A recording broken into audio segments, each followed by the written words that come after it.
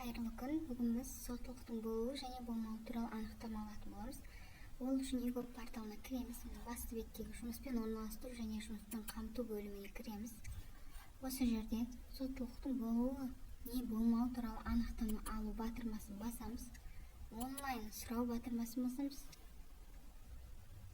Қолтаңба қойып анықтама алу батырмасын басамыз. Осы жерде электрондық цифрлық қолтаңба арқылы алсаңыздар болады, SMS құпия сөз арқылы алсаңыздар болады.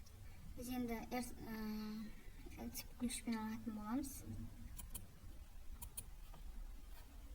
Өзіміздің кілтімізді таңдап, эрсамен қол қоямыз.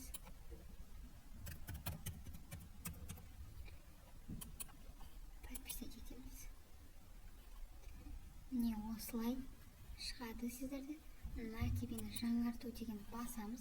Сол кезде осылай міне соттылықтың болуы және болмауы туралы анықтама қазақша, орысша шығады. Кез келгенін таңдап ашасыздар. Міне осылай өздеріңіз алсаңыздар болады.